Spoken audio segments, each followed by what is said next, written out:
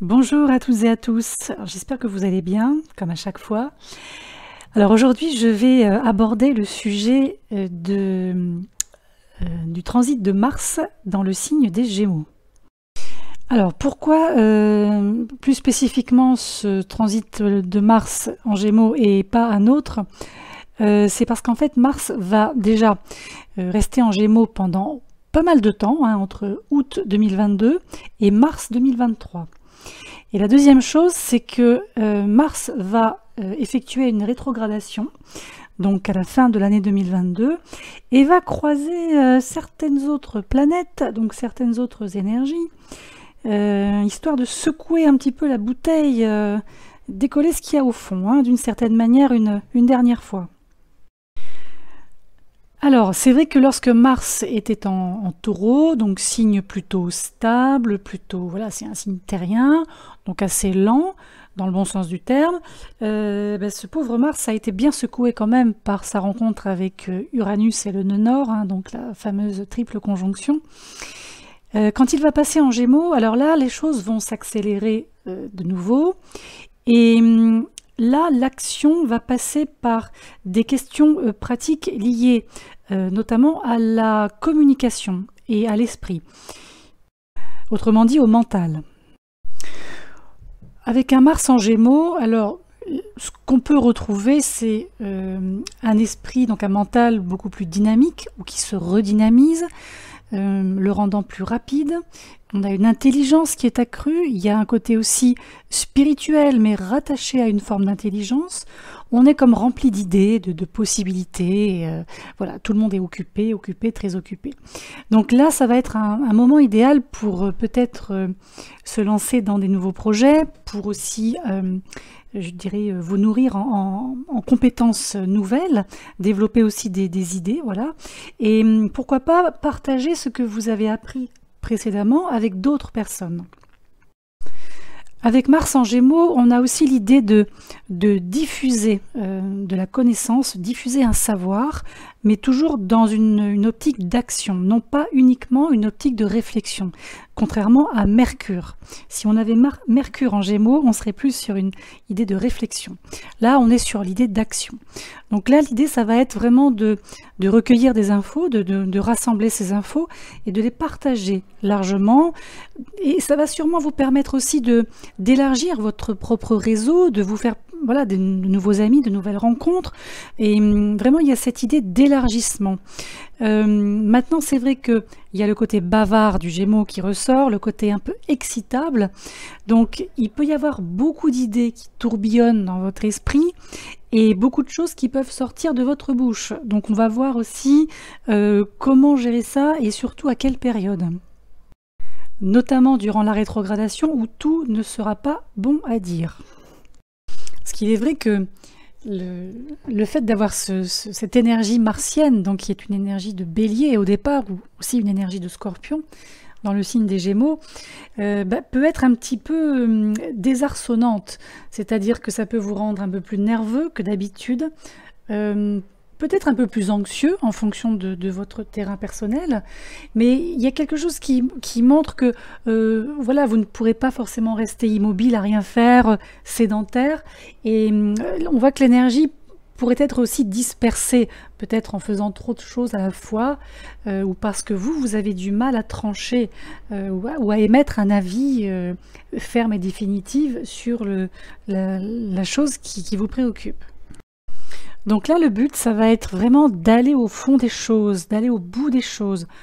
Parce qu'avec ce Mars Gémeaux, on peut avoir cette sensation de s'ennuyer plus facilement, de se dire, bon, à quoi bon aller au bout? Est-ce que ça va valoir le coup? Vous voyez? Et du coup, on peut avoir du mal à terminer ce qu'on a commencé, finalement en émiettant les choses, et au final on se retrouve sans rien.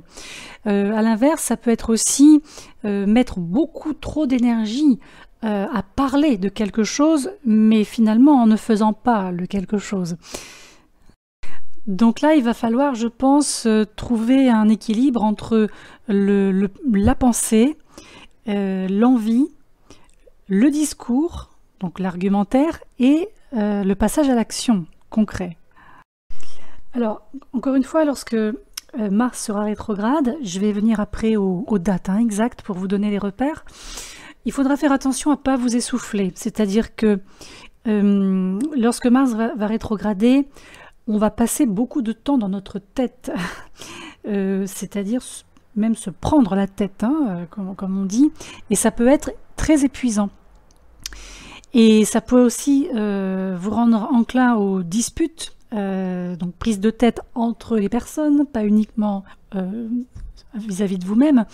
Donc attention aussi aux accidents, aux objets coupants, des choses comme ça, les joutes verbales, les mots un peu trop tranchants, voilà, le fait de parler sans avoir pensé avant. Il est vrai là que vous pouvez être un peu plus direct que d'habitude, avec le risque de générer des offenses, que ce soit délibéré ou non, d'ailleurs. Autre chose, puisqu'on est en Gémeaux, maison 3, il va falloir être particulièrement prudent sur les médias, notamment sociaux, les réseaux sociaux, tout ce qui va être Internet, et au-delà de ça, les médias en général, où je pense qu'on va encore assister à des prises de bec. Il va y avoir encore, je pense, des gens qui vont vouloir croiser le fer. Donc, voilà, c'est quelque chose qui risque d'être un peu fréquent. Il y aura beaucoup de discussions un peu frénétiques là, au cours des 7 prochains mois. Et bon, là pour le coup, il y a beaucoup de ces discussions, beaucoup d'échanges, je pense, auxquels on va assister, qui vont être en fait extrêmement vides.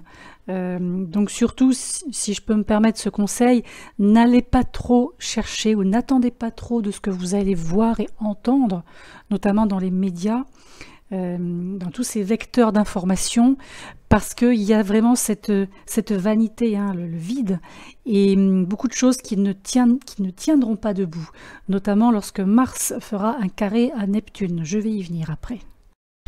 Alors en ce qui concerne les aspects notable durant cette rétrogradation. Je vais vraiment insister sur la rétrogradation qui démarre à la fin du mois d'octobre. Alors ici, à partir du 30 octobre 2022 jusqu'au 12 janvier 2023, nous aurons un Mars rétrograde. Alors ici, moi j'ai relevé donc ce fameux carré entre Mars rétrograde et Neptune, qui est toujours en Poisson. Alors en fait c'est un carré qui va s'étendre réellement, si on prend une marge, entre fin septembre et fin mars 23. Donc fin septembre 22 à fin mars 23, avec des pics comme ça. Alors il va y avoir notamment 2 pics en 2022. Le premier, qui est un carré exact, aura lieu le 12 octobre. Et là, le 12 octobre, on va assister au dernier carré entre Saturne et Uranus, le fameux carré, vous vous souvenez? Voilà, donc ça se passe dans cette ambiance. Le deuxième pic, donc le deuxième carré entre Mars et Neptune, aura lieu le 19 novembre. Et ensuite, on aura un carré final en 2023, lorsque Mars sera à nouveau direct, le 14 mars, très exactement. Alors, il est vrai que les carrés entre l'énergie martienne et l'énergie neptunienne ont tendance à créer de l'incertitude, de la confusion, et là, avec un Mars en Gémeaux, en plus, l'effet sera amplifié. Alors, vous pourriez, par exemple, être enclin à une pensée brumeuse, des difficultés de concentration, le fait de douter de soi, le fait de devoir faire face à une désillusion, par exemple, ou encore une tendance à croire dans des idées ou des concepts totalement irréalistes, voire irréalisables. En fait, ici, Neptune ici a pour but, entre guillemets, de saper un peu les pensées et les actions, ainsi que le niveau d'énergie. Et de fait, il a tendance, dans ces cas-là, à encourager les dépendances et aussi les comportements destructeurs et autodestructeurs. Maintenant, bien géré, parce que c'est tout à fait gérable, même si c'est un carré, même si on a peu de manœuvres en carré, mais on en a quand même. Donc bien géré, c'est une énergie combinée qui peut vous aider à agir sur vos perceptions, peut vous permettre aussi d'ouvrir votre esprit à des idées visionnaires, des connexions psychiques, des percées intuitives. Mais c'est vrai que durant la rétrogradation de Mars, ce sont je dirais des perspectives un petit peu trompeuses. Donc là, on va en fait trouver un atout de taille dans cette période, qui va être le trigone que va former Mars avec Saturne. Alors, ce trigone entre Mars et Saturne va démarrer à la mi-septembre 2022 pour aller jusqu'à la mi-décembre, toujours 2022. Et là, c'est un trigone qui va vous permettre finalement de vous ramener sur Terre quand il y en aura besoin, vous voyez. Et Saturne, comme toujours, c'est une énergie qui nous demande de travailler dur, d'aller au bout des choses, de faire preuve d'endurance et aussi de réalisme. Ça, c'est important. Sur un plan technique, alors le premier trigone exact aura lieu le 28 septembre, entre Mars et Saturne. Le second, on va le voir arriver le 28 novembre, lorsque Mars sera rétrograde. Là, il y a une petite période un petit peu délicate où voilà, Mars rétro va s'opposer à Mercure le 29 novembre. Voilà. Ensuite, on repasse on passe plutôt en 2023 avec le trigone final, Mars-Saturne, le 30 mars, lorsque Mars est enfin passé en Cancer et Saturne en Poisson. Donc là, on arrive vraiment dans je dirais, un autre périphérique énergétique, si vous voulez. Donc ce trigone, il est vraiment très important, c'est vraiment le filet de sécurité qui va apporter une énergie de stabilisation tout en nous offrant finalement une structure. Et les fondations sembleront plus solides, même si c'est temporaire. Donc les engagements seront possibles, même si il n'est pas impossible qu'il puisse y avoir des changements un peu plus tard dans les termes de l'engagement, une fois que Mars repassera en station directe. Donc, moi je dirais quand même, méfiez-vous des luttes de pouvoir avec les personnes qui sont dans des positions d'autorité ou qui veulent contrôler. Parce qu'encore une fois, je pense, c'est mon point de vue, que le plus gros dossier auquel on va être confronté au cours des prochains mois sera la propagation de mensonges et de bêtises, quoi, pour être poli. Lorsque Mars fera ce carré à Neptune, avec peut-être même une montée de la propagande en fait, au niveau médiatique, c'est pas impossible. Encore une fois, des informations trompeuses qui seront hors de tout entendement, finalement. Donc encore une fois, faites vraiment attention à ce que vous allez écouter, entendre, vos croyances, attention de ne pas vous laisser influencer voilà, par rapport à ce que vous croyez. Si vous croyez ça, si vous croyez blanc, ne vous faites pas influencer pour croire bleu, vous voyez, à moins que les arguments soient véritablement fondés, avec Saturne, le trigone avec Saturne. Donc là aussi, faites attention à ne pas courir après des arcs-en-ciel, peut-être attention à ne pas vous réfugier dans peut-être un monde un petit peu hors réalité. Et en tout cas, faites attention, si vous voulez faire quelque chose, vraiment pensez-y avant, pesez les pour et les contre, de manière à ce que vous n'ayez pas à regretter ensuite la décision que vous aurez prise. Parce que clairement, une configuration en carré entre Mars et Neptune, là on est quand même sous une atmosphère de manipulation, clairement et simplement. Alors maintenant, les influences potentielles par signe. Là ça va être intéressant parce que justement je vais me concentrer sur la période rétrograde de Mars en Gémeaux. Donc on va regarder un petit peu quels sont ces potentiels, en tout cas les possibilités événementielles. Alors comme je le dis à chaque fois, l'idée c'est de regarder, en tout cas d'écouter le signe solaire, le signe ascendant, et ensuite en fonction de ce que vous traversez déjà en ce moment, en fonction de votre vécu, ce que vous venez de traverser, ce que vous venez de vivre, les projets que vous avez en cours, les choses que vous voulez mettre en place, ben, l'idée c'est de faire un petit peu un mélange des deux et de voir vraiment ce qui résonne donc par rapport à votre propre vie. Donc évidemment, tout ne vous parlera pas, j'imagine bien, c'est normal, heureusement, mais voilà, il y a quelques petits indices que vous pouvez relever et qui, en tout cas je l'espère, pourront vous aider à cheminer à travers cette rétrogradation très martienne hein, pour le coup.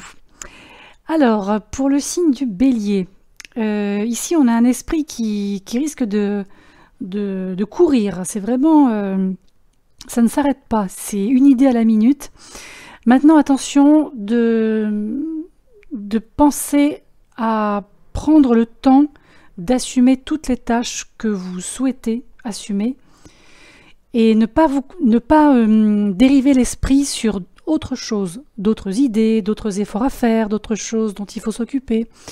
Ce que je veux dire par là, c'est qu'avant de passer au projet suivant, essayez vraiment d'achever vos réflexions, votre mise en place sur celui sur lequel vous travaillez en premier. Parce que ici, en fait, le but, c'est de ne pas gérer trop de choses à la fois pour ne pas avoir la pression de cette gestion, de cette double, voire triple gestion. Et ce que je dirais aussi, c'est qu'il ne faut pas abandonner le navire avant d'avoir fini de travailler sur ce que vous avez commencé. C'est vraiment cette idée d'aller au bout. Je pense qu'en bon bélier, vous savez quand même aller au bout des choses. Alors, pour la zone taureau, ici, on a une petite mise en garde côté finance. Si vous devez ou si vous voulez dépenser beaucoup, assurez-vous que votre compte bancaire suive. Ne poussez pas votre crédit à la limite de celui-ci. Planifiez plutôt un budget qui vous convient pour vous assurer de ne pas outrepasser cette limite. Et de cette façon, vous ne vous retrouverez pas dans une crise financière, en tout cas un branle-bas de combat financier. Et pensez peut-être dans cette période, je dirais, à dépenser plutôt pour des choses dont vous avez réellement besoin. Nourriture, logement, factures, etc. Plutôt que pour du superflu ou des choses que, par exemple, vous ne porterez pas ou que vous n'utiliserez pas. Surtout si elles coûtent cher. Alors, le signe des Gémeaux, c'est le premier concerné dans cette histoire. Donc, c'est un Mars rétrograde qui va du coup être connecté à votre Soleil, finalement, Gémeaux. Alors, il n'est pas impossible que vous ayez des crises de colère, des hauts et des bas émotionnels un peu plus que la normale, un peu plus que d'habitude. Maintenant, attention, parce que vous n'avez peut-être pas forcément l'énergie, la volonté ou la force de vous disputer. Et de fait, vous allez peut-être choisir d'intérioriser vos émotions, ce qui n'est jamais une très bonne chose pour vous, sachant que vous êtes quand même des gens qui ont besoin de communiquer, d'échanger avec les autres. Donc là, l'idée, le but, ça va être de trouver des moyens sains pour en fait libérer toutes ces émotions que vous allez garder comme une bouteille fermée avec son bouchon. Il faut faire sauter le bouchon. Donc ça peut être ce que vous voulez, méditation, yoga, boxe, natation, course à pied, en fait tout ce qui pourra vous permettre d'éliminer en fait cette énergie, ce surplus énergétique, et peut-être aussi tout ce que vous ne pouvez pas exprimer en mots durant cette période. Mots MOTS, je précise. Pour le signe du Cancer ici, on a comme une période d'indécision un peu majeure, c'est-à-dire que on a l'impression que faire des choix sur une direction à prendre, je parle ici de direction de vie, pourrait être un peu compliqué. En tout cas compliqué au sens où je pense que vous n'aurez peut-être pas forcément tous les tenants et aboutissants. Il y a un petit manque de clarté là. Je pense que c'est lié à ce que vous allez entendre, réceptionner aussi en termes d'information. Alors, le point positif, c'est que du coup, vous allez avoir le temps de réfléchir à ce que vous voulez vraiment et d'évaluer chaque option. Donc ça, je pense qu'il faut le faire, c'est important pour ne pas peut-être faire un mauvais choix, par exemple, et là aussi regretter plus tard. Donc moi, je pense qu'il est, durant cette période, préférable de prendre un tout petit peu de recul et de méditer, de réfléchir à vos souhaits. Et donc, utilisez vraiment cette période de rétrogradation comme presque un temps d'arrêt personnel, hein. Donc, je ne veux pas dire par là qu'il faut tout arrêter, hein, mais vraiment un temps d'arrêt personnel en lien avec cette réflexion que vous êtes peut-être capable, ou en tout cas que vous serez amené à porter sur certains aspects de votre vie. Et je pense qu'après, en sachant ce que vous voulez, après y avoir beaucoup réfléchi, vous allez pouvoir agir lorsque Mars repassera en station directe. Pour le signe du Lion, alors ici peut-être que vous allez avoir envie de faire les choses un peu plus lentement que la normale, de ralentir un peu le rythme. Alors d'une part ça peut être un peu difficile pour vous, vous qui avez quand même une énergie qui aime tout faire à la fois, qui aime la vitesse, qui aime que les choses se fassent bien, voilà, dans de bonnes conditions. Alors, moi, je dirais qu'il faudra peut-être essayer de ne pas être trop frustré par celles et ceux qui vous entourent, qui vous aident, et surtout, apprenez à travailler en coopération avec les autres. Ne faites rien en solo. Pour le moment, durant la rétro, c'est pas ce qui ressort de bénéfique. Ne faites pas de choses en solo. Alors, même si les efforts, les progrès, les projets n'avancent pas rapidement durant cette période, ils finiront par se concrétiser, je pense, si vous choisissez d'autres méthodes et que vous êtes ou que vous restez constamment ouvert aux idées et aux interactions avec votre équipe, vos collaborateurs, vos amis. Donc là, on revient sur cette notion d'embrasser la pensée collective. Encore une fois, on ne fait pas solo, mais on fait en pensant groupe. Le signe de la Vierge. Alors le signe de la Vierge, il va peut-être avoir envie de se mettre très en avant. Un peu comme on dit, de gouverner son monde, hein, de diriger son monde. Alors pas tous, hein, évidemment, encore une fois, c'est à prendre en fonction de votre situation de vie. Mais on voit quand même qu'il y a une volonté de prendre les choses en main, peut-être de se mettre un peu en avant, de se mettre en exergue. La petite mise en garde de cette rétrogradation, c'est que vous n'êtes peut-être pas prêt à le faire à 100%. Maintenant, si vous êtes prêt, néanmoins, vous risquez d'être perçu comme quelqu'un d'extrêmement dominant, ce que personne n'appréciera en réalité. Donc moi je pense qu'avant de prendre les choses en main, encore une fois, vraiment de saisir les rênes, laissez-vous le temps de comprendre et d'entendre aussi les besoins des autres, les personnes avec qui vous travaillez, celles avec qui vous vivez, donc vos amis, votre famille.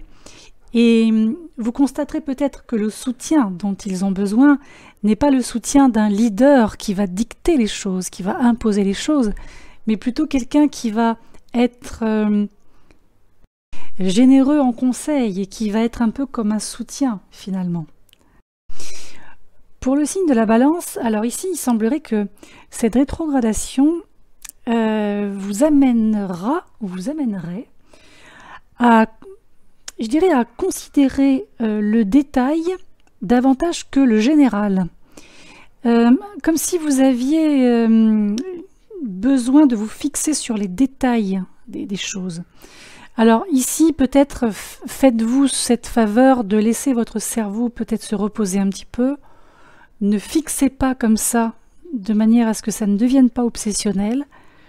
Essayez de conserver une vue d'ensemble des situations, des relations, pour éviter que des problèmes majeurs ne se produisent. Parce que la plupart de ces problèmes peuvent être générés par votre esprit. Je dirais que le détail, vous pourrez y revenir après. Tout ce qui est les petites parties dont il faut vous occuper, sur lesquelles il faut revenir, ce sera après la rétrogradation. Mais d'abord, pensez à un niveau plus large. Vous n'en récolterez que des bénéfices. Alors, chez les Scorpions, on peut penser qu'il y ait des démarches à faire, des démarches comme essentielles à faire sur le plan financier, peut-être bancaire. Est-ce qu'il n'y aurait pas des demandes de prêts? Alors, c'est vrai que, je pense qu'à cette période, les taux d'intérêt, les taux hypothécaires risquent d'être un peu hors de nos fourchettes de prix classiques, on va dire. en tout cas habituelle. En même temps, je pense que c'est pas ça qui vous arrêtera, c'est-à-dire que si vous devez contracter un prêt ou modifier un plan budgétaire ou voilà, quelque chose qui tourne autour de cette thématique, vous allez, je pense, trouver la bonne personne, ou en tout cas la bonne oreille qui va pouvoir vous conseiller, vous rassurer que vous êtes sur la bonne voie. Parce qu'ici, le but, c'est de vous diriger ou de vous rediriger vers un équilibre et un bien-être financier. Donc surtout, n'ayez pas de crainte ou ne soyez pas trop dans l'hésitation pour demander de l'aide sur ce plan-là. Les Sagittaires, alors les Sagittaires, il va falloir faire attention à ce que vous allez dire, surtout dans vos relations personnelles. Alors quand je dis personnelles, c'est relations de couple, relations notamment amoureuses, sentimentales, en tout cas les relations qui portent ce genre de paramètres. Il va y avoir pas mal d'émotions refoulées qui vont arriver à un point culminant, des émotions qui ne sont pas forcément très agréables, hein. Et c'est vrai que le fait d'intérioriser vos sentiments risque de peser sur vos émotions et votre bien-être. Et c'est vrai que la vraie nature du Sagittaire, c'est de laisser sortir, voilà, parce qu'on a assez d'avoir à retenir notre langue. Mais je dirais que là, il va falloir être un petit peu doux avec les mots, avec le choix des mots, le choix des termes. Et là aussi, réfléchissez bien avant d'aborder les problèmes relationnels, si problème il y a, de manière à pouvoir minimiser les choses et de ne pas créer un drame sur un autre drame, vous voyez. Le signe du Capricorne, quant à lui, risque d'avoir des limites en termes de patience et aussi en niveau d'énergie. Donc, l'un dans l'autre, l'intérêt serait d'utiliser ce temps rétrograde pour intégrer par exemple des soins personnels dans votre quotidien, au lieu d'être toujours par monts et par vaux, en déplacement et en se disant voilà, je ferai ça plus tard, et finalement vous ne le faites plus, parce que vous avez autre chose à faire, ou voilà. Et là, il semblerait qu'à partir du moment où vous allez prendre du recul par rapport à l'agitation de la vie, en fait, à tout ce qui vous entoure ou vous entourera, c'est là où vous allez commencer à vous sentir plus calme et un peu plus en paix avec vous-même. Également, en tant que travailleur, parce que si vous êtes vraiment un signe qui est un signe travailleur, en tout cas qui est ambitieux, je dirais que bien que vous puissiez être tenté de prendre en charge des progrès de grande envergure qui nécessitent toute votre attention ou peut-être un investissement particulier, je pense qu'il est préférable de les mettre un peu en veilleuse durant la rétrogradation et encore une fois de vous concentrer uniquement sur vous-même. Et c'est quand vous aurez repris du poil de la bête, en fait, quand vous vous sentirez mieux, que vous allez pouvoir en fait repartir dans cette dynamique de travail. Du côté du Verseau, alors ici, il semblerait que votre créativité subisse un peu des hauts, des bas au cours de ces semaines rétrogrades. C'est-à-dire que oui, vous pouvez avoir une idée merveilleuse et vous allez réaliser qu'il est un peu difficile d'en faire une réalité. Donc ici, le but serait de ne pas forcer le processus créatif dans son action, mais plutôt de revenir régulièrement, alors à l'écrit par exemple, ou avec le support que vous voulez, sur ses pensées, ses idées, ce projet, si projet il y a. De cette façon, vous allez pouvoir vous assurer que tout sera prêt pour le moment où vous allez vraiment pouvoir essayer des choses ou avoir le temps de conduire ce projet. Plus particulièrement si vous avez un projet de nature artistique, faites attention à ne pas commencer ce projet, surtout si vous savez ou si vous sentez que vous ne pourrez pas arriver au but, surtout en utilisant une méthode qui ne fonctionne pas ou qui ne fonctionne plus. Donc là aussi, il y aura peut-être quelque chose à remettre en forme ou à remodeler lorsque Mars repassera en station directe. Et pour le signe des poissons, alors le signe des poissons, vous prenez toujours tout à cœur et vous absorbez beaucoup l'énergie de ceux qui vous entourent ou de ceux dont vous vous entourez. Et c'est vrai que durant cette rétrogradation, votre esprit très compatissant peut souffrir un peu plus que d'habitude, peut être un peu plus épuisé que d'habitude. Donc là, il va falloir vous éloigner de toutes les sources de négativité inutiles. Peut-être que vous-même aurez cette volonté d'éliminer temporairement ou définitivement ce que j'appelle les opposants dans votre vie.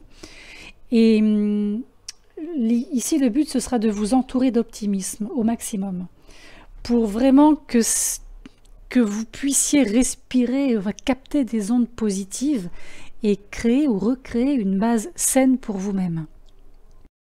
Et j'ajouterai que même si c'est quelque chose de difficile pour vous, il serait bon de mettre en place des limites pour éviter déjà d'éponger les problèmes des autres, sinon d'en faire partie. Ça peut être une option aussi. Voilà, donc avant de terminer, je vous redonne les dates précises donc, de cette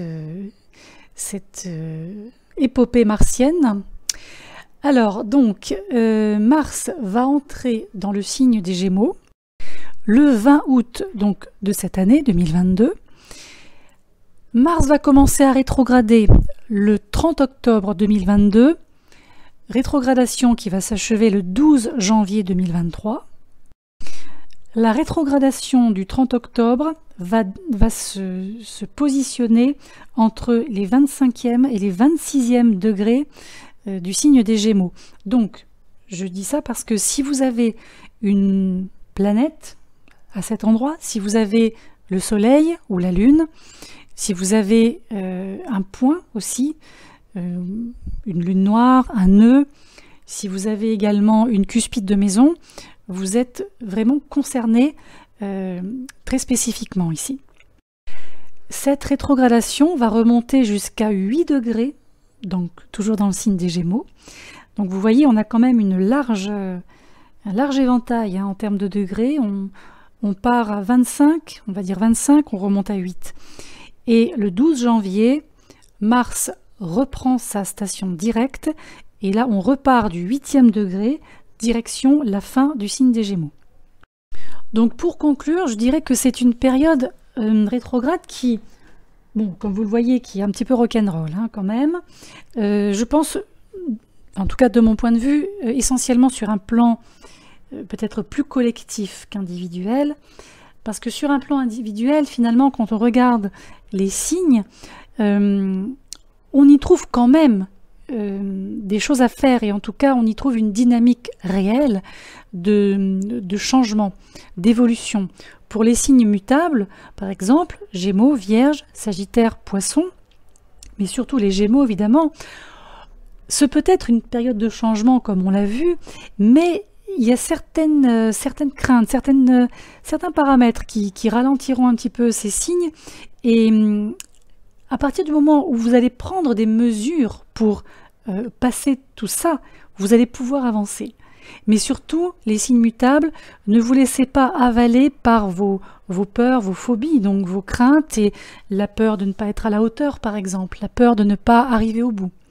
Pour les signes fixes, Taureau, Lion, Scorpion, Verseau, ici on voit que vraiment c'est une période qui peut vous donner l'occasion de réévaluer vos projets et notamment vos objectifs financiers.